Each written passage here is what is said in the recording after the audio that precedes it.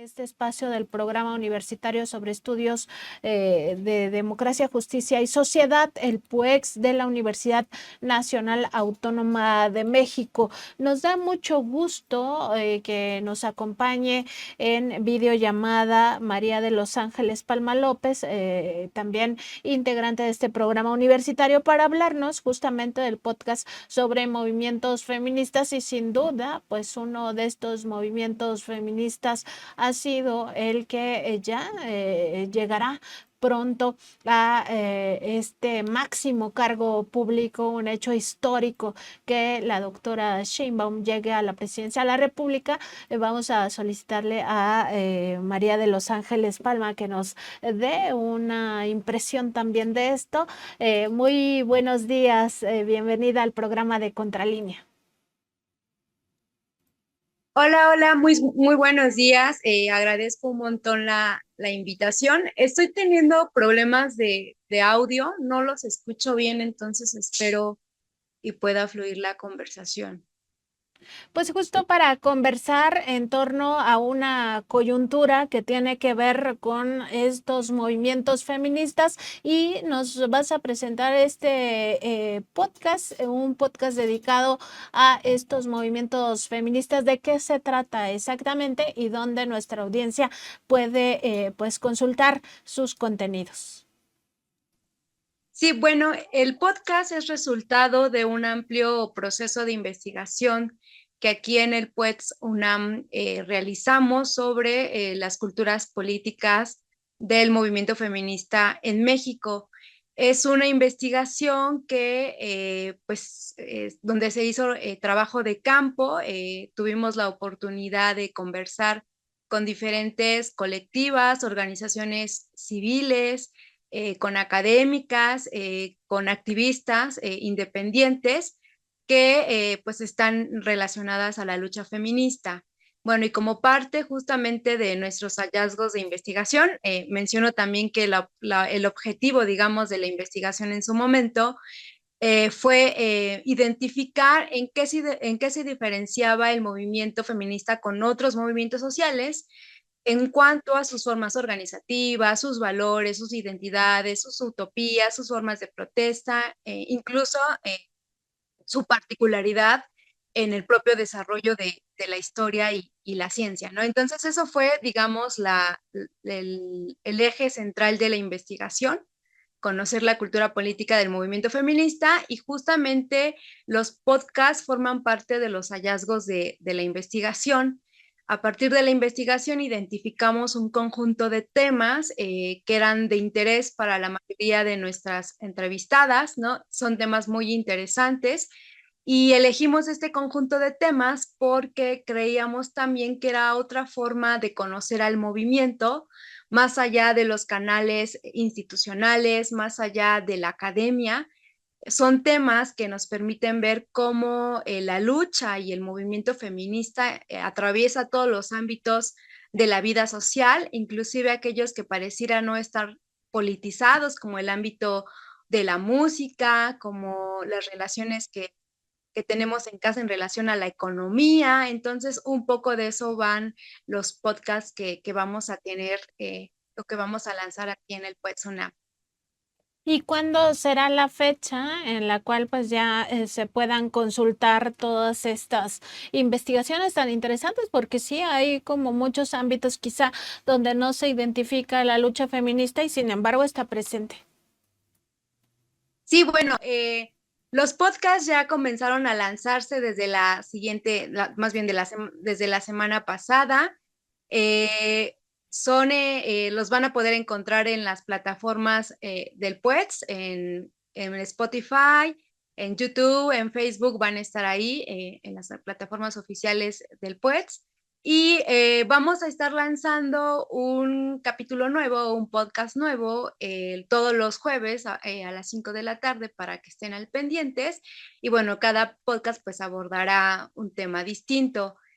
Por ejemplo, solo por mencionar algunos de los temas que van a estar ahí, pues vamos a hablar, el primero, por ejemplo, que fue el jueves pasado, hablamos sobre la deconstrucción de las masculinidades, justo el papel que tienen los hombres en este proceso de transformación social, ¿no? Me parece que muchas veces se piensa que la lucha feminista solamente digamos, lo deben desarrollar las mujeres y en realidad es algo que nos toca a todos los miembros de la sociedad, incluidos los hombres. Entonces, de eso hablamos en este primer episodio. Vamos a hablar también sobre el papel de la música como repertorio de protesta en el movimiento, ¿no? Algo que pareciera no estar politizado, como es el ámbito de, pues, de la música. Lo vamos a hablar ahí como una herramienta sumamente potente de transformación social, de protesta, ¿no?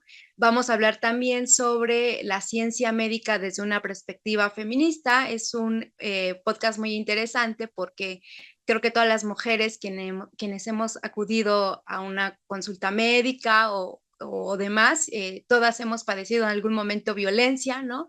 Violencia que muchas veces nosotros no somos conscientes de ello. Entonces, justamente ahí vamos a hablar cómo desde el feminismo se repiensa a la ciencia médica desde una visión no masculina, sino atendiendo a las necesidades, a los deseos y a los propios cuerpos de las mujeres. Ese es otro podcast.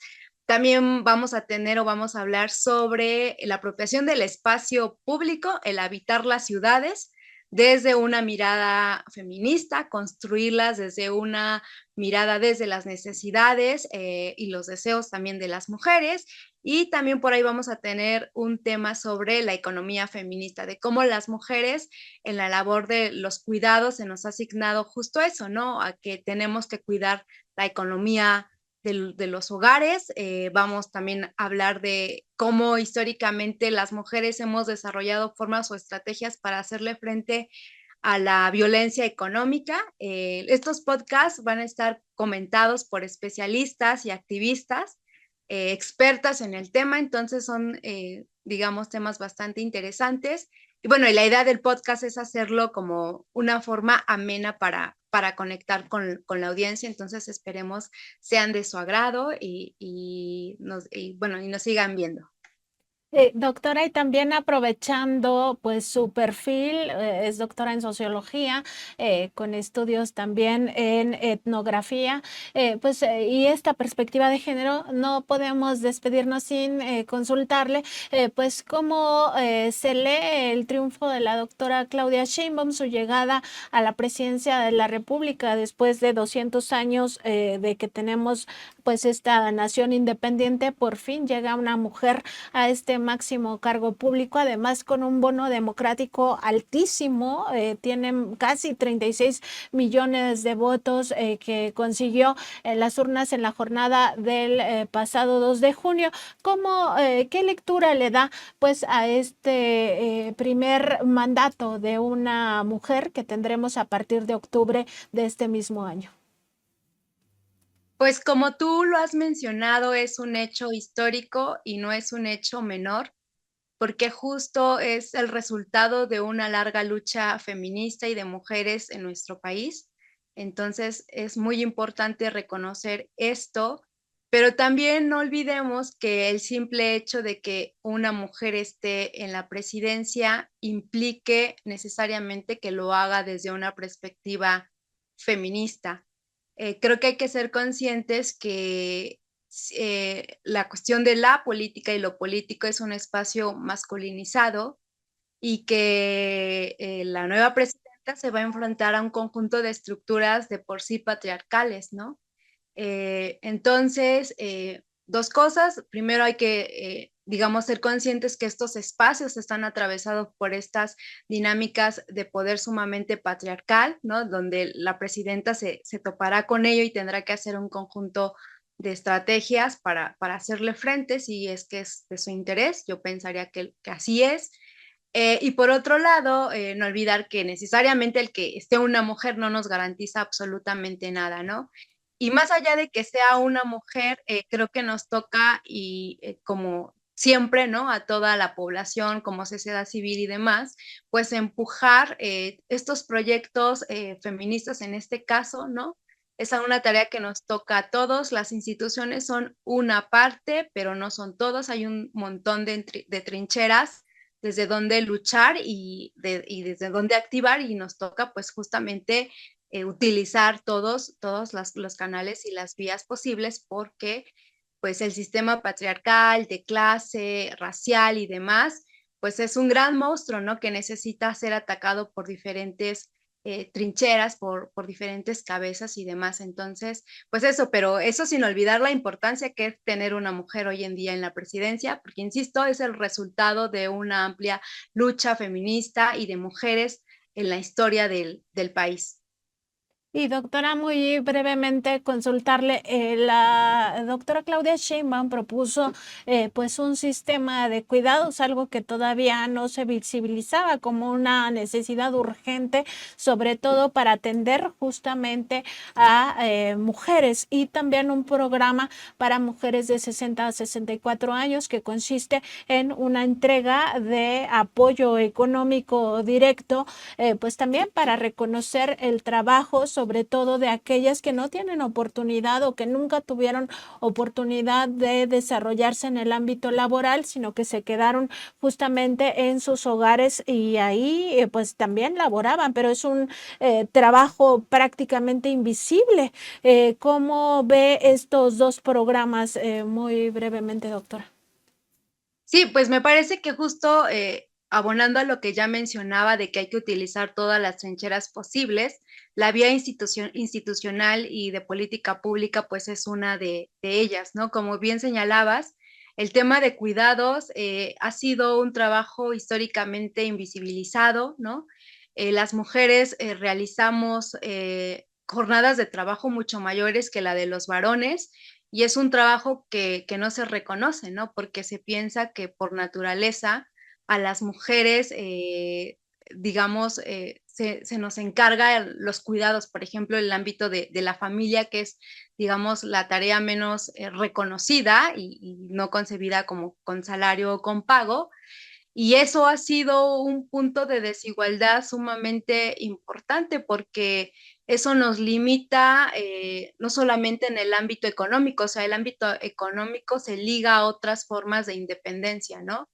El hecho de salir a laborar, el hecho de contar con nuestros propios recursos, pues nos da una especie de libertad, ¿no?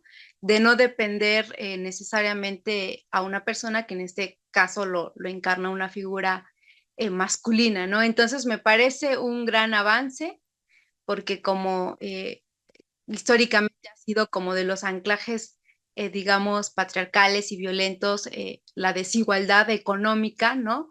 Pero insisto, o sea, eso es una parte. En realidad tendríamos que pensar cómo erradicar los sistemas de opresión y no caer en una especie de paliativos. Claro que es importante tener este avance en términos legislativos, en términos de política pública, pero hay que pensar romper de manera cultural pues estas opresiones, ¿no? Porque, insisto, se pueden quedar como en una especie de paliativos que en realidad solamente van a suavizar como la opresión, pero no, ojo, sin reconocer que es un gran avance. Claro, doctora, pues le agradecemos mucho este contacto. Por supuesto, ahí queda la invitación a que cada jueves se sintonice este podcast o bajo demanda, como se dice, ya quedarían ahí para consulta permanente en las redes sociales del programa universitario y pues nos mantenemos en contacto, doctora. Que pase muy buen día. Muchas gracias. Muchas gracias, hasta luego.